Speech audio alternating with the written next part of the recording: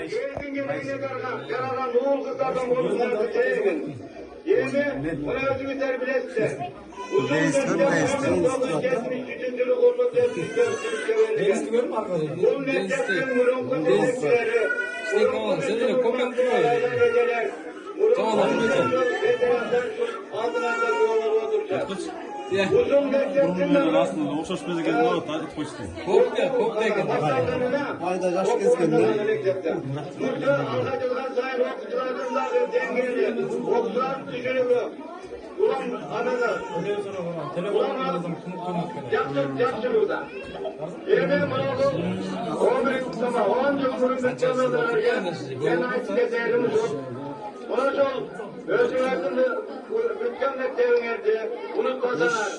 Asker mutlaka hazır manzara olmasa. Misal için buna Alkan Ağabey'den önüm balası bu yıl bana verse birinci klasta geldi okuatan. Buna bir misal getirip koyayım. Demek mektep cevapı yerdi ki, ot silerdi ki, bunu şöyle doktordan hazır okutacaksan okuturlardık da. Bunlar da bu silerde oturmadı. Atamalı beni oldu, öz koldan getirir, uzun hak mektebe gider. Ozanlıktan daha hocalık haline getirir. Uzun mektep unutmayın. Daima şu bizim bitirgen mektep. Bizdir eğitim mektep. Bizdir ayrıntı mektebidir. Kıymetlerine dağı uzunların özlerin göz kırın sana cürübe dağı ben bunları çakıra verem. Ucuna da çakırıkta bu yıl bütvatkan 11. klasda okçularına da kahve verem.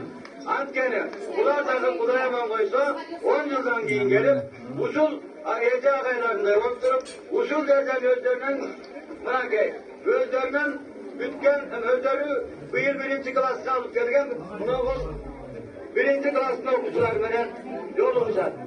Yemeyen hakkındayız hanım. Büt kez oturan anteneler, yalpılarlayıp dur, ağayındır. Usul saltanat sayın saltanat kullanır.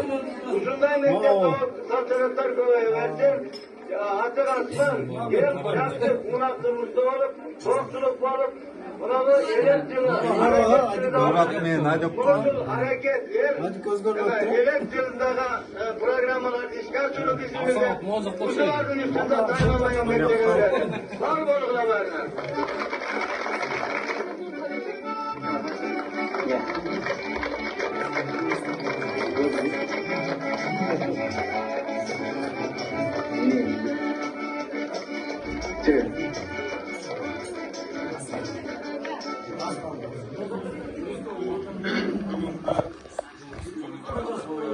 Özkır'dan ke.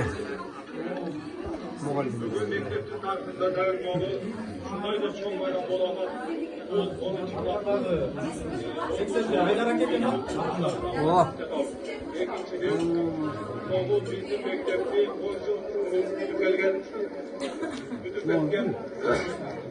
Arkadaşlar yeniler kaynağı gelişim özgürlük mektebine özgürlük harekatında bittim çoğunu oturacak.